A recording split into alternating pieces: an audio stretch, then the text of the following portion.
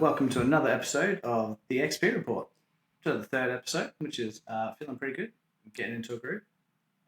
Welcome to us. I'm Keirron, and with me is beautiful Ronnie, as always. It's me. Yeah. Best thing you can do, if you're hyped for this lovely amount of news and random stuff we talk about, you can review us on Apple, Stitcher, Spotify, Pocket Cast, or your podcast listening app of choice.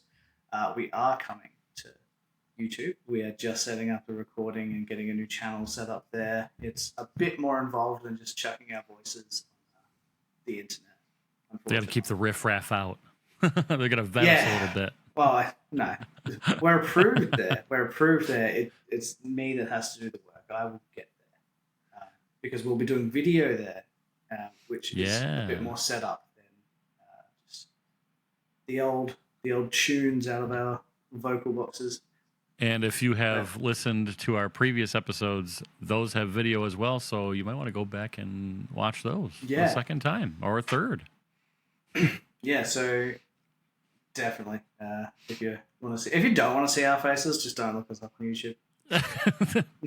You don't That's have the best. Yeah. You choose your own demons. It's the moral of this story. All right, so some just announcements for us. So for Scalebound in general, Highwinds will be at TagCon this weekend. So we're recording now. We'll release the episode in a day or two. And on the weekend in Washington Tri-Cities area, you can go to TagCon and play Highwinds with our lovely friend Eric Noble. Great GM. What a great very guy, nice too. guy. He will talk to you about nerdy stuff until you leave, essentially. It's going to be up to you to disconnect. Yeah. News for you, Ronnie. What's going on? Not a whole lot going on in the gaming space. I mean, as far as like what I've been doing, we did just beat the first Berserker Kazan. I don't know if anybody you listening enjoy those types of games. Really enjoyable. For me personally, I am heading out. By the time you hear this, it'll probably be already happening. I am heading out to Tennessee to go visit the St. Jude campus. This will be my third year going out to visit the headquarters and where they make all the magic happen for cancer research for children. And hopefully I can raise some money this year. We raise money every May for St. Jude Children's Hospital. And I'm going out to hang out with some like-minded creators, hopefully make some meaningful connections and continue to try and change the world one step at a time. Other than that, in about 2 weeks I'll be moving as well. So life's a little bit hectic, but it's still, the world's still turning, and here we go, Yeah, and for me, first kids' school holidays, so if we get an interruption, it's that. You'll see a skip in the cast of pods. Yeah. Let's get stuck into it. Yeah, definitely. So, what happened in the last 2 weeks? Nintendo Switch 2 reveal. Lots of stuff to unpack there. Guess we'll just go with sort of what they announced. So, some limited games release. The new Mario Kart looks good. The new Donkey Kong looks really good. I think they're really trying to showcase, there's a bit more hardware here. There's speculation that it's the same team as the Odyssey team for Mario Odyssey. There's a lot of speculation saying that the same team has worked on that. They're going to reveal that soon.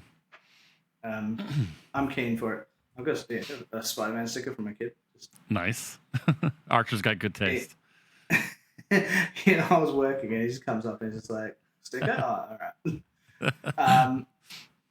Price. So I think people were pretty disappointed with this. We'll get stuck into it. I don't know if there's a disappointment to be had here just with the way the world's going. So $4.49 in the US, $6.99 in AU, $6.29 in Canada, UK $3.95, and a bunch of other countries. Different prices, but I thought I'd hit the main ones. How do you feel about the price? I honestly don't think the price of the console itself is where my concerns are as a consumer. I bought a premium PS5, the Spider-Man 2 edition, and I'm pretty sure I doled out, I think, like $600 US for it. Yeah. I'm not too concerned with the price of the console itself. I think that's pretty reasonable, especially since it looks like it's a huge step up from the Switch 1 in terms of the quality of the build, the bigger screen size. and like the new things that they're introducing with the Joy-Cons and whatnot. My personal concern, obviously, is the game prices, but we've talked about that too, and it looks like that's probably going to be where a lot of these places are going. So, Yeah. What I'll say is they weren't the first ones to raise their prices. I think that it is going to be the standard going forward. But like for your AAA release, I think Microsoft may have done it first. I'd have to check my notes on that, but I'm pretty sure Avowed and another game came out at that higher price point. I mean, a lot of the ones have from the AAA studios have started to veer that way. I mean, PlayStation, I'm pretty sure all of their mainline titles have been $70 US for a little bit now. And I voiced this opinion before is like if you're looking at new releases on a lot of games, you're looking at standard edition, deluxe edition, ultimate edition of games where the prices are hiking up. I don't think Nintendo really has gone that route with a lot of their games. It's just like a release and that's it. So I think in that sense they are kind of justified in just hiking their price up just a little bit because Nintendo, and again, in their mainline games, they are pretty true to the quality of those games too. So you can expect a full release, not an early access release of a game. And I don't know, I think it's just something we have to just kind of accept and get used to as going to be commonplace. Absolutely.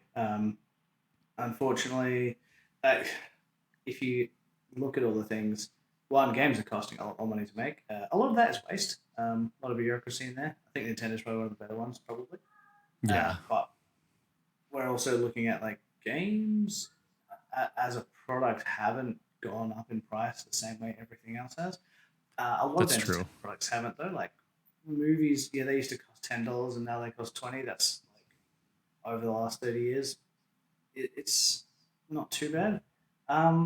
But a lot of things have gone down. To own a movie at home, to buy a DVD or something, it's actually gone down in price years, which is strange. So I think people are wanting to own that less.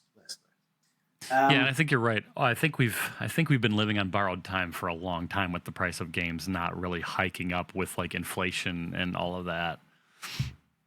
Unfortunately, yeah. With the console pricing itself, I think I'll point out that like a lot of people point out like it's the same price as like the PS5 regular edition when it launched. I'm like, yes, but if the PS5 launched today, they wouldn't launch at $800. It would have been 1,000. Because they launched it when it was cheaper to make, and it's hard to raise the price of something that's already come out. You're right, yeah.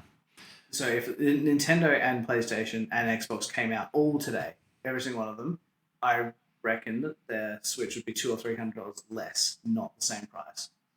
Because it's really hard to compare the Switch's price coming out today to a console that came out 4 years ago now, 3 years ago. Yeah, it's actually been a while now. It came out during the pandemic, right?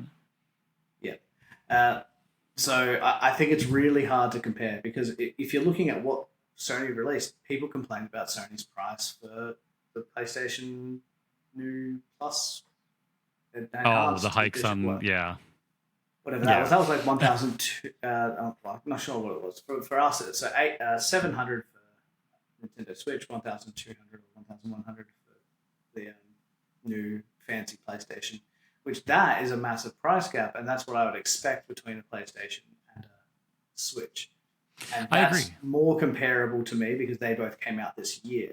Or PlayStation has come out very late last year, but it's in that same pricing bracket window. Yeah, and I'll touch on this a little bit more later, kind of with my topic. But also, I do think that the cost of the Switch, even though the price has gone up a bit for the Switch 2, I do think the hardware, I mean, is a little less on the graphic intensive side, which is Nintendo. They lean more into the innovative side of the gaming space and the handheld, the convenience. So, like I said, I'll talk a little more about that later on. Yeah, I agree. One thing that has been going around is that like they are fully backwards compatible. That is a huge thing. It is huge, but they didn't. Apparently, they have to emulate that. It's not native hardware for the Switch one, So it's such a change in hardware that they've got to emulate Switch One games. I didn't know Admittedly, that. Switch One games are so easy to run because that hardware is very, very bad. It was bad when it came out. That's not a huge task for a new machine. The fact that they have to do it shows how much they've sort of updated that. Yeah, they're moving forward at a good pace then. What you said about innovation interests me. The only thing that they think they seem to be innovating on is this new chat thing they got going on. I'm like, it just looks like Discord, but worse. I'm fine for it to be there. Don't get me wrong. Happy for it, but to make such a big deal about it in the that definitely shouldn't have been such a big selling point during that reveal. It seemed to me they didn't have enough games. They're like, oh, we've got to sell something about this console. And what they didn't do, their Switch program, the program where you can walk on the Switch, I don't think they sold that well enough because apparently that has the whole history of Nintendo consoles in it. That's actually cool and interesting. Yeah, and they didn't even talk about well at all. Yeah, they didn't talk about it at all, and they didn't even reveal the price point at first. It's because everybody in the comments I was saying, "Oh, I'm not going to spend $40, $80 on a tutorial game to learn how to play my Switch. It's only going to be what, $10 US." Like it should be free. It definitely should be free, but it does look interesting, and like you said, it's got like the whole history and everything built into it. Like they definitely didn't do a good enough job pushing that, rather than their chat service, which the video feeds did not impress. Very choppy in any feed that wasn't your own. I don't know how I feel about it. I was surprised they were happy to showcase that, but right. I think for me, it's one that I've never seen someone game like that. It's a very talk like the use. It's a very boomer way of showing like the people that made this marketing video do not understand people play games. Yeah, there's a disconnection there for sure. Now, that being said, I like that there is a console putting effort in and not just integrating Discord. I think Discord, I've talked about we've had this conversation. Is on a downward trend, especially with them opening up to being bought out and stuff. Every service that integrates with it is at risk of not having a chat service because they're relying on Discord. That very well may be why they did that. Instead of just going I don't for think they like integration. relying on other things, and I think that's good. I just think it was weird the way that they sold it. Like, if it just said like, "Hey, now with chat, moving on," that would have been great. Like, yeah, that's the gold star of like, this isn't a feature. Like, people don't hop on to chat on their Nintendo. Like, I'm here to play Mario Kart, and I can chat to my friends. That's great. It's not you don't need to dedicate 5 to 10 minutes to it, and then revisit it a couple more times throughout as well. They definitely tried to force it up a little bit, I think. Yeah. Moving on, though, the Mario Kart game looks sick. I cannot wait to play it. A lot of people are like, oh, there isn't much there for me. I'm probably not going to get it on day one. I'm like, I want to get it on day one because that game looks really fun to play with my kid. I like the idea of the knockout mode where it's like a battle royale where if you don't make it into the top, 8 or whatever at a checkpoint, you're gone. Like, I think that's pretty cool, and they do like the worldwide run. Does seem pretty interesting. They've done like the Forza Horizon of like you can just run around, start races when you get to them in the world. Like that's cool. Yeah, that's cool. Really like that. And the Donkey Kong game just looks good. I think what is cool is that they're not just bringing new games; they're giving enhanced games that felt like they needed enhancement, like enhanced Zelda games, like those. Even on my TV with the enhanced power mode, like ran badly sometimes. Yeah, I was actually talking about that when I had played through Tears of the Kingdom. I was experiencing such hitching in my gameplay sometimes where it would get so framey to where I could notice it so bad that it definitely took away from the experience. To be able to play it in a performance mode and not just to a visually stunning mode, I personally prefer smooth gameplay over graphics myself. So it depends on the game for me, but a game like Zelda, where like you're doing so much in those fights, it's hard. If you're not even in like a game like when I played God of War and God of War Ragnarok or Final Fantasy VII Remake, I 100% went performance because to me having a little more I like God rays coming through the clouds and things like that. Didn't give me a reason to run it at like 30 FPS. I personally I'm thinking definitely more prefer like, a smooth experience. like the games made by the Quantic Dream Studio. What's the recent one we played through? Detroit Become Human. That one.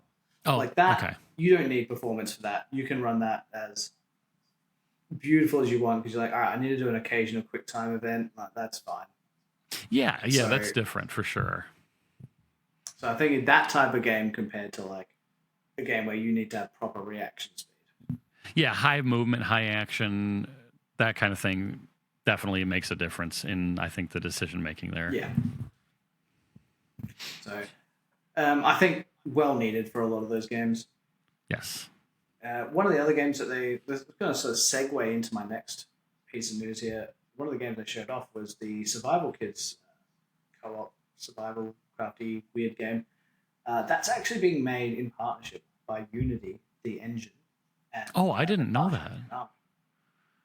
Okay. So what's good about that is people have wanted for ages. Epic makes the Unreal Engine, and they make Fortnite. So like they put features into Fortnite that they give to all their developers after they've sort of battle tested it, which is good. I still think the engine relies way too much on people having high performance computers, and a lot of devs don't optimize their games in Unreal, and that's why you get these day one releases that are like, oh, it doesn't run on literally anything. Yeah. But everyone's Optimizing won is for a while. super Like important. Unity, you have like a pretty good engine, but like it is. Oh, God, it is. And super hard and tiresome. A lot of devs just don't want to do the work. It's hard. A lot of people don't have the resources. But yeah, people have been asking Unity for a while, like, hey, like you need to make something with this so you know how your engine performs. You can't just rely on like every time they do a new engine release, they do like this almost like a video of like showing off the features, and like they literally make like a movie scene in the engine. Like, no, you need to make like you need to be using your multiplayer features. You need to be using like all the features and all the things that your engine can do in a real world setting to know the best way of doing it. And while they only have a partnership with Konami, like the fact that there is a dev out there that can talk straight to the developers like, hey, this feature's not working the way that it should, that is so much better than a consumer point doing it. Yeah, what better way to know your product than to actually utilize it? Exactly. So I'm even if the game's not good, I don't care if it's the worst game in the world. I think that engine, just having some user statistics of what it's like to make a game in their engine, is a net benefit for every game that comes out. Yeah, I agree. So looking forward to that. I probably won't play it. It didn't look like my type of game, but I'm looking forward to its existence. Yeah, I'll probably watch more videos on it than I probably won't experience it myself. So. Oh yeah, sorry. For those of you, again, more excited for the meta behind it. Yeah, Keirron and I, if you guys don't know, are on like the opposite side of the world, so there is a little bit of a delay between him and I. If you guys hear us maybe talk over each other just a little bit, there's like a couple seconds between us. We'll fix it in post. Yeah. Marathon. I watched I forgot this game even existed because it's been in development for over 6 years now, I think. I watched the gameplay reveal. For those that are interested in like extraction shooters like Escape from Tarkov and Delta Force, Marauders, there's so many of them, Arena Breakout. I wasn't super impressed. They didn't show enough to grip me. I played those types of games for years, and I don't know how I feel. I need to see more. Coming from Bungie, I have a lot of faith in them. Coming from Halo and Destiny, and then seeing this next big project that they're dumping all of their time and resources into, I need to see more to kind of like feel like I need to go all in on it. And right now, what they've shown us has not been great. All right. So next on our list, we're going to talk about Marathon for just a minute. Bungie's next big game that has been in development for a little over 6 years, I think now. Basically, if you don't know Bungie, I don't know where you've been, but they're the developers of Halo, Destiny 2, obviously, and this is their next big project, which. If you know of the original Marathon, it kind of pioneered gaming back when like Doom and Wolfenstein were around, where it was giving you like quests and other things to do in that atmosphere. But since it's being revived in this new form called Marathon, but it has taken a sharp turn into the extraction shooter zone. Whereas if you're familiar with games like Escape from Tarkov, Arena Breakout, Delta Force, Marauders, things like that, it's taking that aspect, that approach, where you drop into a map.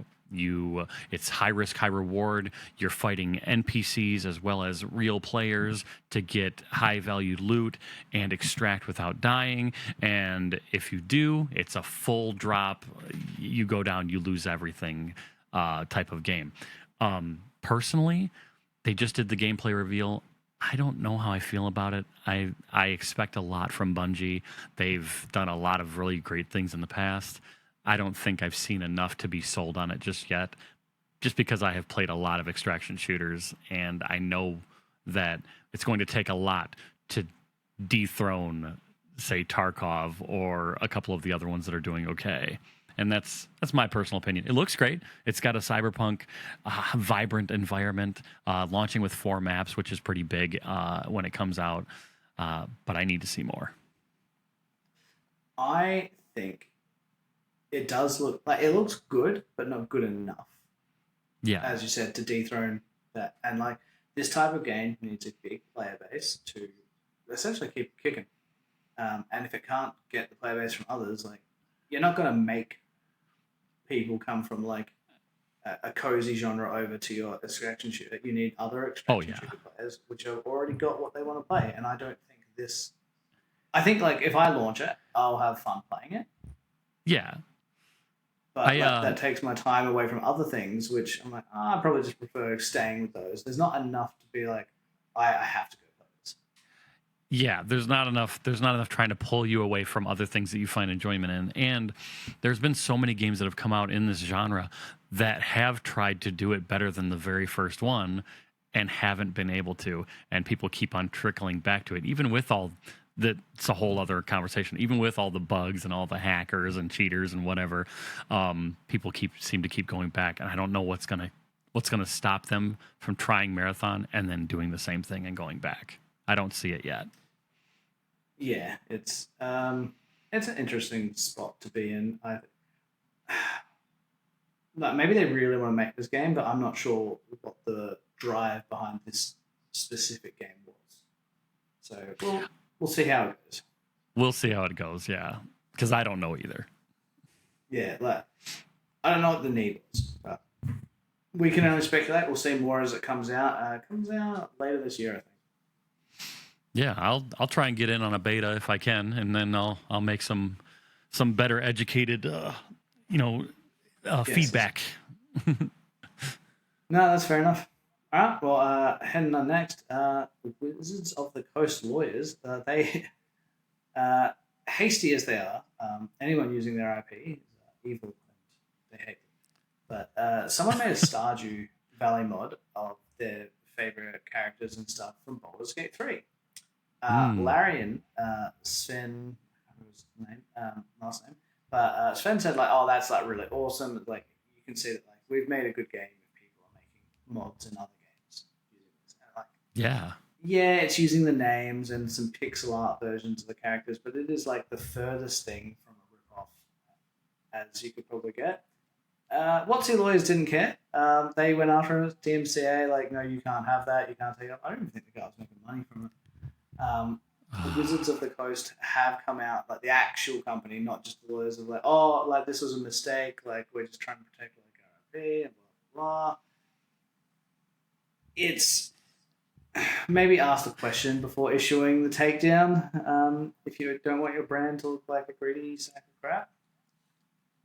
Also, what what's the harm there?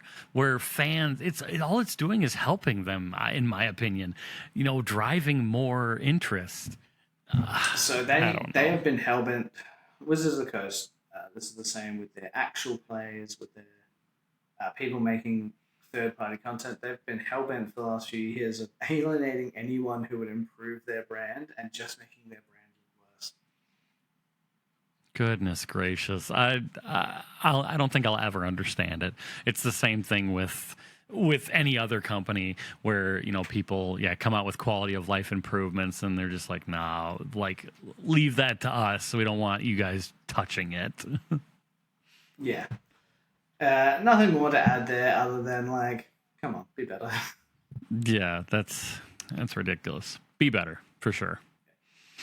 So on better news, we had lots of indie games coming out for the AAA initiative. Not coming out, but being announced. Oh man, Showcasing. I woke up early for that, and then I realized it wasn't was as good. early. And this just might be where I'm at. Like, I didn't find. Like, I watched it. And I'm like, these all look like they were all high quality games, but nothing that I was like, I'm going to mark this on my calendar and wait for it. I think they were all everything on there. I was like, this looks really good, and when it comes out, I might check it out. I don't know if that There was were the a couple indiness for me. of it. I was watching it weirdly enough, and it was a few that I'm like, Ronnie's going to want to play that. There were a couple on there think, that caught my eye. I think they tailored it to a much more. I don't know if they tailored it. I think just the genre of games coming out today are probably more in line with what you probably want to play than what I want to play. I think is probably what It more looked like it from that. I even added onto your list that you had made here of the ones that really did catch my eye. Yeah. And a couple of them I already knew were happening. Sacrifier specifically, I've been following that for a couple of years now, because it takes on its own twist to like the HD 2D design that Square Enix has taken on with like Octopath Traveler and Dragon Quest. I love Octopath. Oh, so good, so beautiful. It's not like I don't like those games normally, but something about Octopath Traveler just got me. The thing was like the multiple storylines and stuff really did it. But back to Triple I, yeah. Yeah.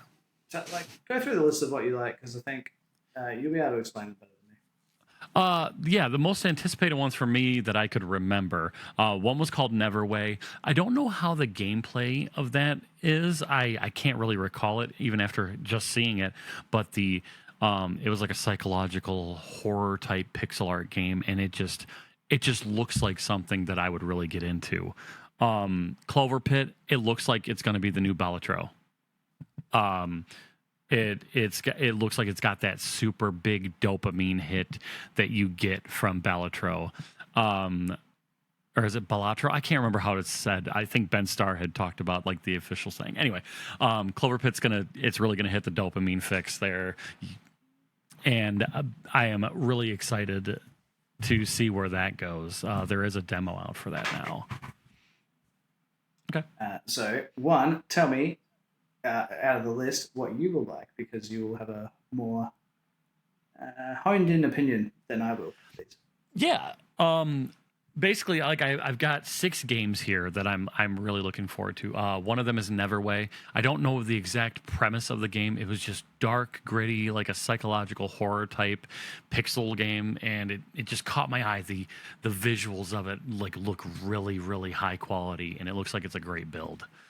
Was that the one that was like pixel artist from Celeste? There was one that said that. Was that Neverway? It looks like it. I don't know if that's one actually came up with that, and I think that was his game. Okay, I would be convinced that that's the one. It definitely looks like it.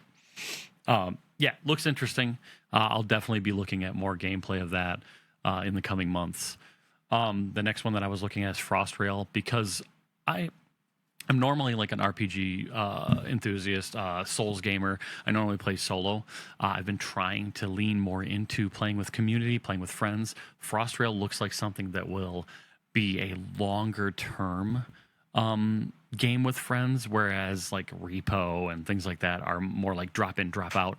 This one, you're struggling to survive. You're on a moving train, and you get off and you have to scavenge for stuff, fend off monsters, and then get back on before you freeze to death and move forward and reinforce your train, build benches, craft gear.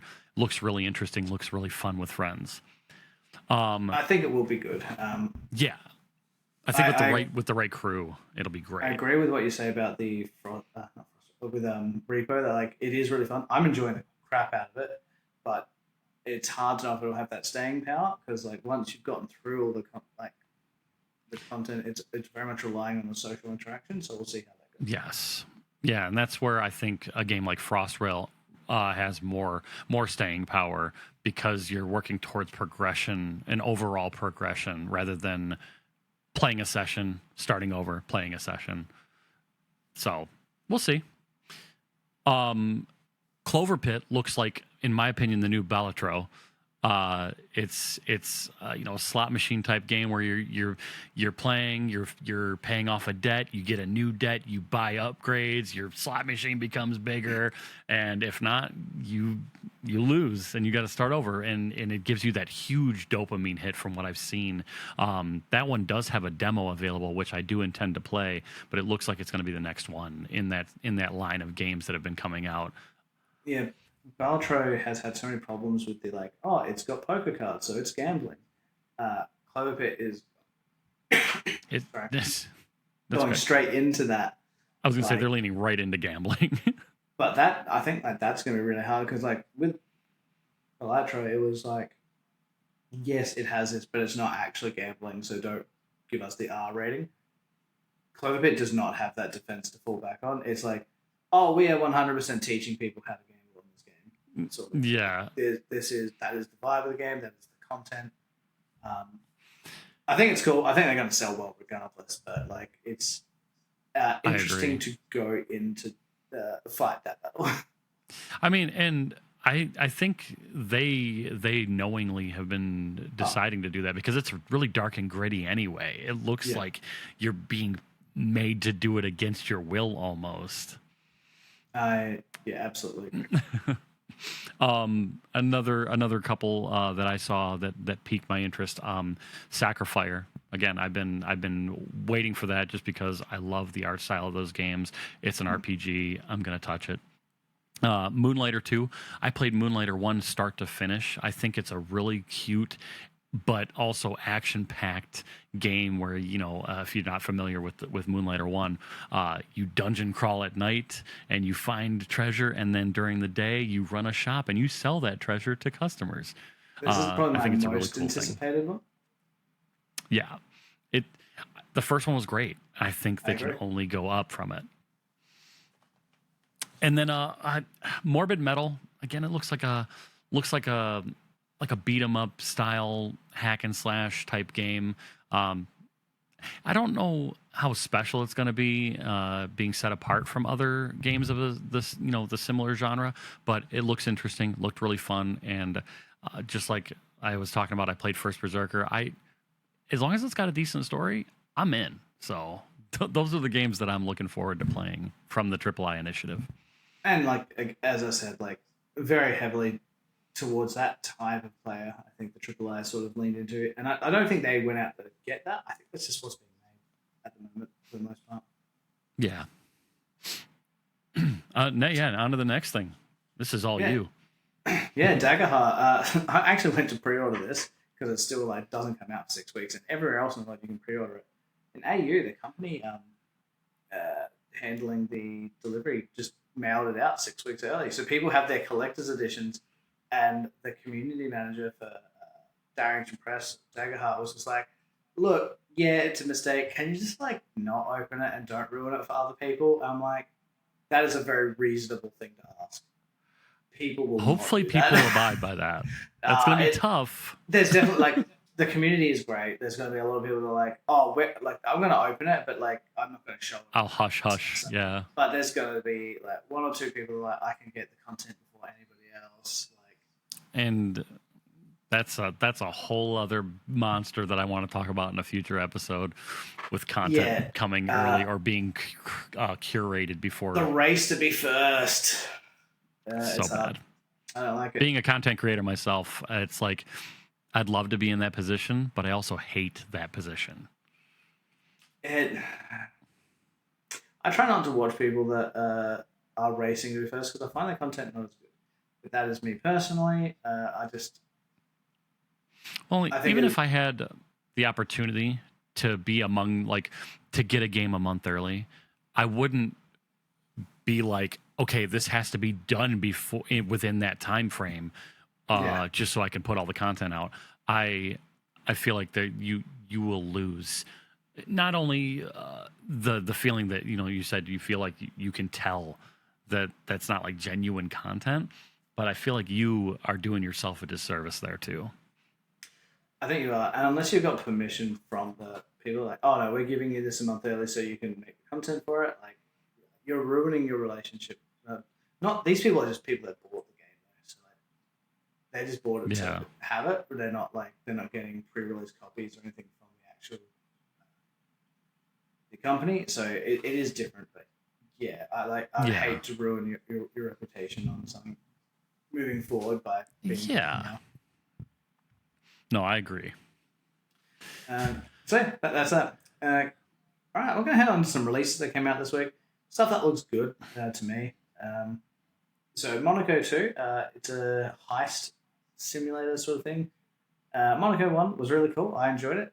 This looks like more of the same. This is the same as Moonlighter 1 to Moonlighter 2. I think they have just given you more of what you enjoyed in the first one, which is great. I never heard of Monaco. Sounds great. You? It looked great. You should, not before that release announcement. I saw it. Looks good. I wouldn't go back to Monaco 1, but check out just maybe some gameplay of Monaco 1 and be like, oh yeah, I see why people go into this. Okay.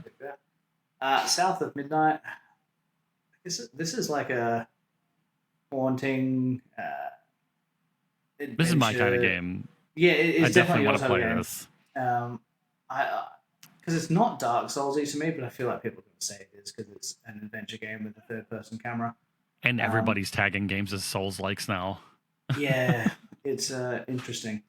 So it looks really good. I don't think I will play it, but I can definitely see people being into it. Like my partner would be into it. You'd be into it.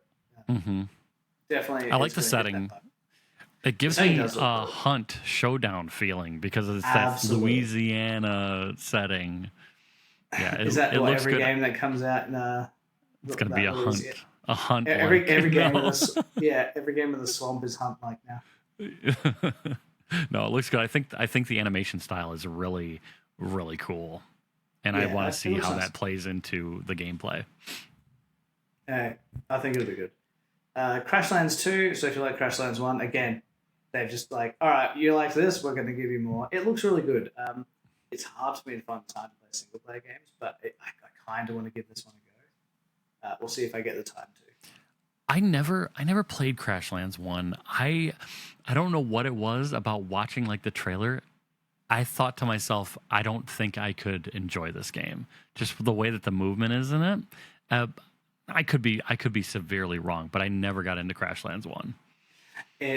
I get what you're saying about watching it. Like, it felt different to play than to watch. I think it's a very hard game to stream, but like it's got that depth. There's a lot happening while you're playing it. It feels good. And when you're actually thinking about all the stuff going on, it's the same with like RimWorld. Like RimWorld, like it's okay to look at, but I wouldn't say it's like you watch that game, you're like, this is like the hottest thing that's ever come across my screen. Absolutely not. But you play it, you're like, there is so much depth in this game. My brain is going to explode. I feel like there's so many games like that where it's like, if I got my hands on it, I'd probably get super addicted. Another one was Oxygen Not Included. Never played it. Looks super convoluted and overstimulating to me, but I'm sure I would get deep into that as well. Yeah, I'm big into those games. More thinking, less doing. Yeah. So Emissary Zero, just speaking of like the repo games and stuff, this is like a 4-player co-op horror game that actually looks like a horror game first and then the co-op part second. So you go in, you got to get stuff done in the place that you go, get some upgrades. Mm-hmm. It looks fun. It looks really fun to do. It's good seeing a more serious co-op because a lot of the ones coming out recently are like, look how funny it is when you die. Yeah, I'm looking at the price point. It's literally aligning with the price point of the other games too. Just under $10 for a game like this, US. That's honestly, I think that's such a smart play for these games. A game where you can play with your friends. It's not breaking the bank. You might get a handful of hours out of it, and that's enough to justify what you paid for. Yeah, absolutely. I definitely agree. I'm definitely keen to check that one out too. I saw the trailer for it. I haven't seen anything else on it. It's already out, and Also, all these I wonder games if I came out should in the see last some. 2 weeks, so Yeah. I'm definitely gonna have to look at Emissary Zero to see if that's something that maybe we should pick up and try. yeah, let's do it on the weekend. I think that'd be really fun. When you get back from Yeah, St. Jude's. from Tennessee. Yeah. So yeah, have a check those games. So that's the releases for this week. So we're gonna go talk about some cool stuff. Yeah. If you like what you've been hearing, yeah, go give us a review. It really helps.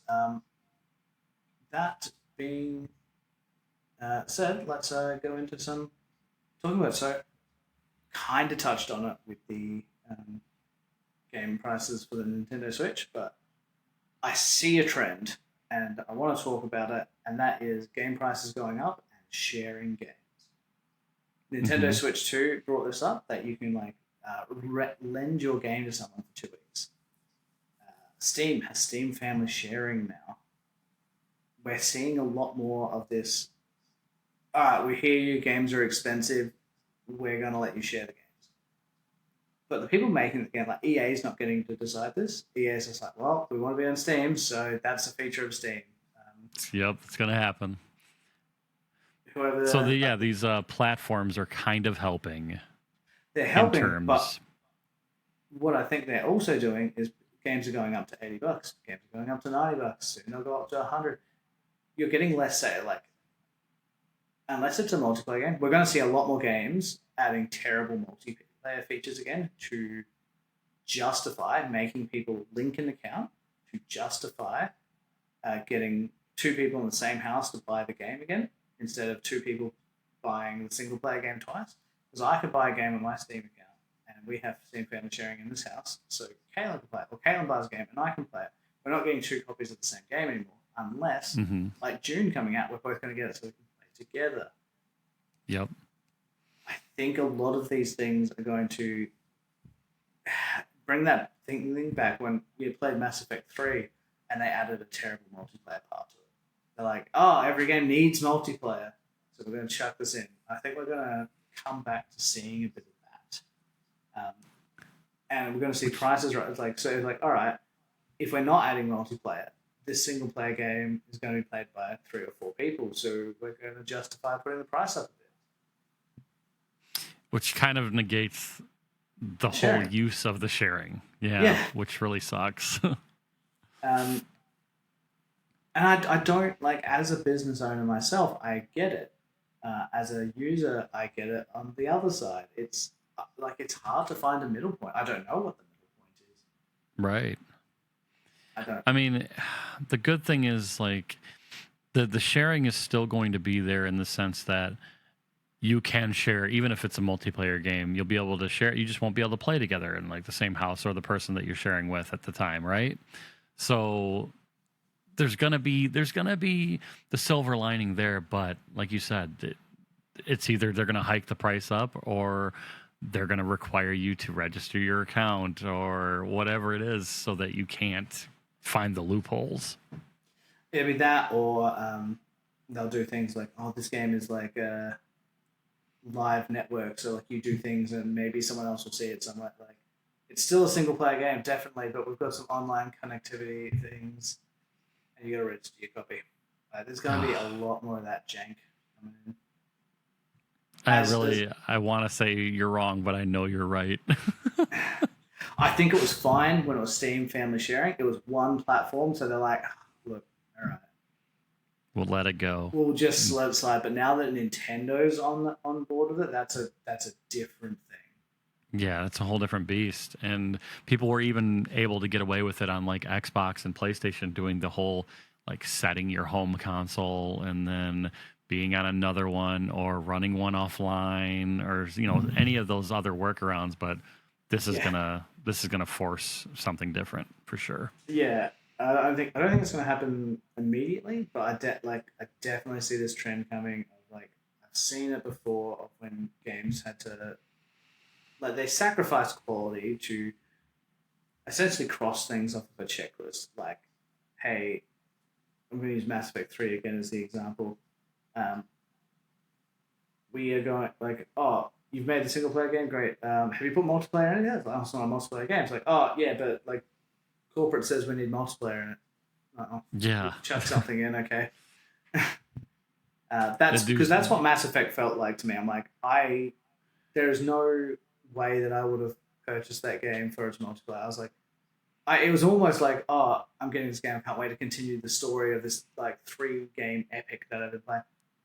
What's this multiplayer thing? Like, it's almost a surprise when you open the game. Like, why does You're like, this? wait, why? Yeah, why am I getting this prompt at all? Yeah. This is not a game like that. So we'll see where it all goes. I don't have high hopes. Usually, when these things butt heads against each other, usually it just ends up worse for the customer. Well, we can hope for the best, and we'll see what happens in the coming probably couple years. Yes. Yeah. On to you. You got something you want to talk about? Let's do that. Yeah, and I kind of touched on that earlier on in this episode. My question really is: are graphics in games more of a driving force for gamers these days, or is innovation and mechanics and gameplay a better thing to look forward to as a gamer? Um, I am definitely visually pleased when it comes to games like where Final Fantasy VII Remake and Rebirth have taken an old classic and taken this thing to the next level, or even like games like Super Mario Odyssey when that came out, like visually stunning for a Nintendo game, right? Same thing with Tears of the Kingdom, but those weren't for me the driving force behind playing a game. If a game doesn't feel like it's pulling me in, it's roping me in, it's introducing me to something new, or just something that's doing it as good as the leading game that has come out that's similar to it, it's not going to keep me. I can go back and play an old pixel style game on the Super Nintendo any day of the week if nostalgia is what I want. Graphics aren't going to pull me in. I do think people need to. I think for the industry's health, continue to encourage games to keep pushing the envelope and keep trying to be innovative, or we're going to fall into a hole that we're falling into kind of currently with extraction shooters, with games like Lethal Company and Repo. I'm not saying they're bad games by any means, but these developers are following a formula and not really veering away from it, in my opinion. And I think we need to keep trying to push forward the industry. So I think they are. I think you're getting a lot of games, and for your answer of graphics are more important than innovation, I think innovation is doing, and people will disagree with this just because AAA games are so big. But if you look at what's been happening over the last like 2 years of releases that have blown up, you look at Lethal Company, you look at Repo, you look at Vampire Survivors, you look at Balatro, you look at things like Stardew Valley and stuff. These are all games that like, well, AAA aren't making these games that have experimental ideas, innovative stuff that just hasn't been done before. They're playing it safe. They're like, all right, we're just gonna make Call of Duty again on new hardware. We might add a new idea or two, but I don't. And somebody who plays Call of Duty can correct me on this because I'm not a player of it. But a lot of that AAA space is like, we're going to do the same thing with better graphics, and sometimes it's no better graphics. But we'll do the same thing with better graphics and more levels that are really high fidelity. and we're going to get a team of 300 people to make every rock and do all this stuff and make it the best thing you've ever played. And then you play it and you're a bit underwhelmed. Like, "Well, unless it's got an amazing story, you're like, well, that sort of felt like the same as other things." But then you got things like Schedule 1 coming out that are like, all right, here's a thing of like, essentially trying to do what Skyrim does. Like, here's a thing with a bit more of a living world. It's got uh, NPCs that have like schedules and stuff. It's just like one guy can do that because he's not answering to a bunch of things. So that there's all these indie games coming out that are like, all right, we've done something a little bit innovative. We've put zero polish on this, but it is new, and people are just flocking to it. I definitely agree. A lot of my argument there is really tailored to AAA games because, like you said, they follow a formula. They see the tried and true, and they're going to try and promise you the world with something newer, bigger, and better. Kind of like Assassin's Creed Shadows. I really did enjoy playing it, but it wasn't different from another Assassin's Creed game. It really wasn't. It was just a different setting. You know, indie developers, honestly, arguably, are the only ones trying to push forward in innovating and coming up with new things. Like you said, Schedule 1, it's not super visually pleasing to look at. It's not, but the developer really did step outside of the comfort zone. Like you said, these people have, it's like its own living game. It is. Even in a sense, like a lot of people would compare it to GTA, it's not even that, because the people in GTA, they don't go do things. They just sit there and wait for the interaction, really.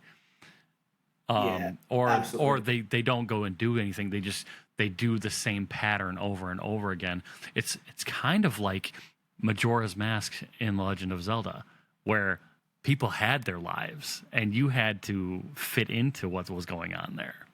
But that was great because like Majora's Mask was innovative. It used the time of like, all right, you know this person's going to be here at this thing. Can you break that schedule to make this other thing happen? It's almost like this time puzzle piece. Whereas in like something like Skyrim or GTA, like things just happen on a schedule. Red Dead Redemption is probably a better one. I think that had more NPCs that did permanent things.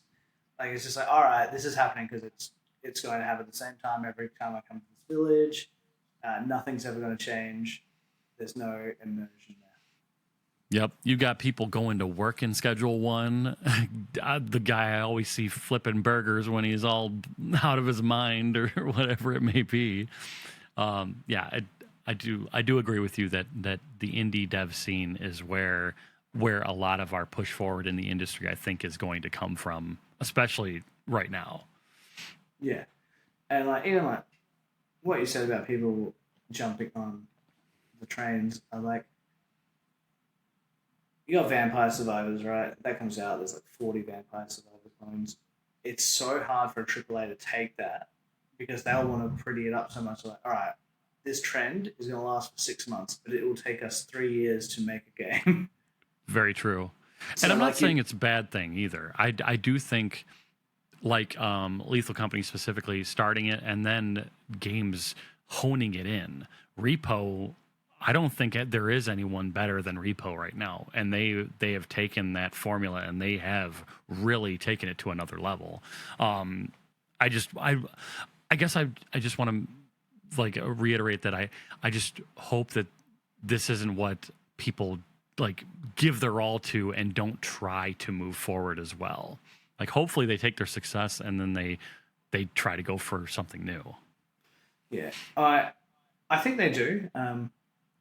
And the other thing is like even when they copy it, like they're adding stuff to it. Like I think Goose Goose Duck is a better game than Among Us. It has better features. It's less buggy. I think Yes. uh, I couldn't agree more. Repo is, I think, just a bit more polished and a bit less janky than Lethal Company. It's the content that's in it feels more fitting, more put together. Vampire Survivors, I think, is the odd one out where I think they probably nailed it first and everything else doesn't feel as good. And I And they think continue to push out content. they They do. got new content coming like right now. I have an odd feeling Schedule 1 is going to be something's going to come after it that's more polished but has the same stuff and be more accessible because I think the content of Schedule 1 being drugs makes it less accessible for wider audiences, whereas like Vampire Survivors, Repo, Among Us, like that is much more accessible to all ages, which does help the success of the game. I agree. So I'm not sure what that's going to be, but yeah, I think that's. I mean, we can expect it hopefully sometime soon. Schedule 1's been out for. I'd say about 3 weeks. Yeah, Schedule 1's been out right? for 2 weeks. What the time is it? Like it takes these indie devs 5 weeks to make a game. Sometimes these days. They saw it pop up in the charts, Rising Star, and they're like, "Oh, here we go. Let's go." Yeah, we'll see. One thing I will bring up along that is Deep Rock Galactic. They saw Vampire Survivors. They made one in their universe. They weren't trying to. They almost trying to pay homage to it, like, hey, this is a really cool thing, and we think it would work in our IP. That was really cool to see. Again, like Vampire Survivors isn't for me. It was really cool to see that. You might not like Deep Rock Galactic, but you might like our new game, Deep Rock Galactic Survivors. I will say, to piggyback on that, I never played Deep Rock Galactic. I got theirs, and it was great. It's probably my most played thing on my Steam Deck. It is so good. It's very addicting. But I do play Vampire Survivors. I mean, I did. When it first came out, I got really addicted to it, and then I started jumping to every Survivors game I could get my hands on. I think they did a really good thing. And like you said, I think they really did a great thing when they first came out, being the first of its kind, really. Not totally, but, starting that viral genre jump for them. I do think that they did it. And the guy, was it the one guy? I think it was one developer. He's continued to go with it and continued to innovate the game too. And he's driving it forward. I know Vampire Survivors now works with like it might be one guy making it, but they're working with like publishing distribution companies and stuff like that because they have physical editions and stuff. So like it's one guy, but now it's one guy plus peripheral help.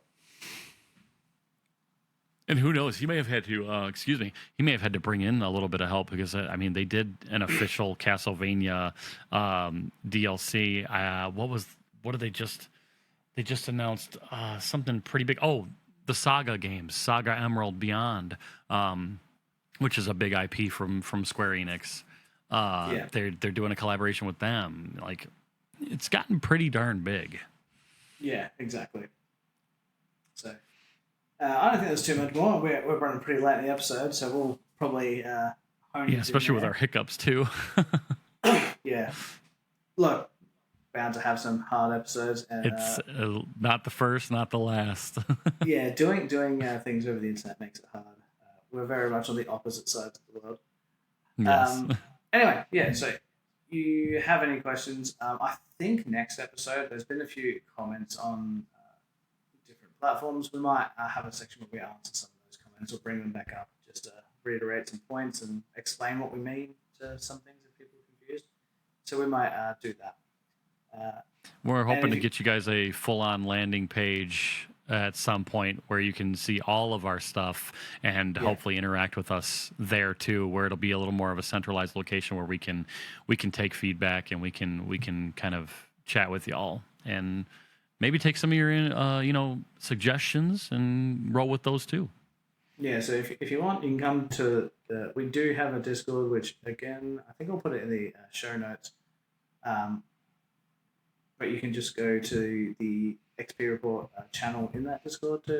That's probably the best way to talk to us right now, or email podcast@scalebound.au. That will be a good way as well. If you just want to review the podcast, tell us what you like, what you don't like. Everything's helpful. Again, we're on Spotify, Apple, Stitcher, Podcasts, and likely anywhere, Amazon Podcasts, anywhere that you listen to podcasts, we're probably there that you can review, and it does really help. So you probably should. Leaving a review, and giving us notes, comments. I mean, we're here to learn. We're here to get better, and if we don't know, if we have any shortcomings, then we can't improve upon it. So we appreciate everything you guys. My opinion at the internet. You can get better. Listen, I'm just trying to make my opinions better. I don't know what that even means. Okay. I'm pretty sad. But no, it is good to know what you want to hear. Know. We might not even. And we might not even take that information and do it with anything. But we might not be do literate. like to hear back. You don't know. We could just be saying this. But we do appreciate it. Yeah. Anyway, thank you everyone for listening. Until next episode, we're XPReport, and we're going to see you next time. Yes. Take care.